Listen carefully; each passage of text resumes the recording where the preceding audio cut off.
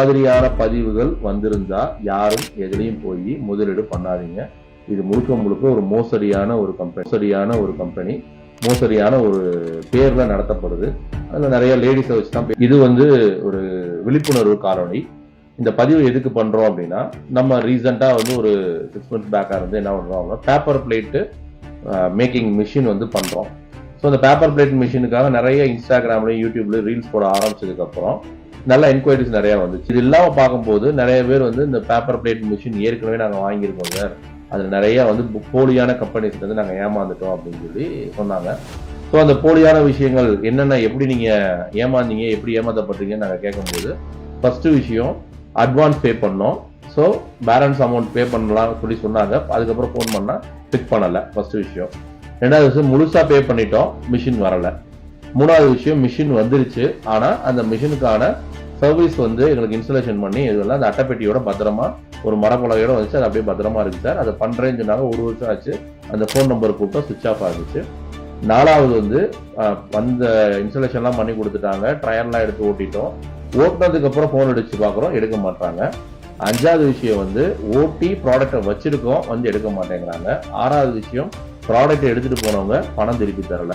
ஒரே மாதிரி பேட்டர்ன்ல ஏமாறல. இவங்கெல்லாம் ஒவ்வொருத்தவங்களும் ஒவ்வொரு மாதிரி தமிழ்நாடு முழுக்க ஏமாற்றப்படுறார்கள்.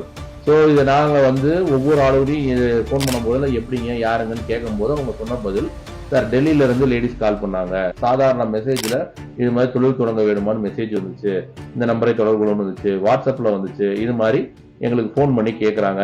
இன்ஃபுளுசர் பண்ண வீடியோஸை நம்பி அதுல கான்டாக்ட் நம்பர் கொடுத்தாங்க. அந்த நம்பரை கூப்பிட்டு கேட்டப்ப இது மாதிரி இஎம்ஐ பெற்று தரப்படும், லோன் வாங்கி தரப்படும், இந்த மாதிரி 1 லட்சம் சம்பாதிக்கலாம், 50 லட்சம் 50,000 சம்பாதிக்கலாம் அப்படிங்கிற மாதிரி எல்லாம் போட்டு எங்களை ஆசை காட்டினாங்க. நாங்க அதில் குறைந்த முதலீடு தானே நம்பி போட்டு நாங்க ஏமாந்ததுதான் நிறைய பேர். அப்படி ஏமாந்தவங்கள்ட்ட உங்களுடைய பில் காப்பி கொடுங்க, நீங்க எந்த கம்பெனின்னு சொன்னாங்க, நேரடியா போய் பாத்தீங்களா அப்படின்னப்ப, இல்ல சார் எல்லாமே ஆன்லைன்லயே பண்ணாங்க, இந்த மோசடி எல்லாமே ஆன்லைன் பதிவுலேயே பண்ணாங்க அப்படின்னு சொல்லி சொன்னாங்க. அப்படி எங்களுக்கு கிடைச்சிருக்க ஒரு கம்பெனி பேர் மித்ரா இன்டர்நேஷனல் சொல்லி ஒரு கம்பெனி.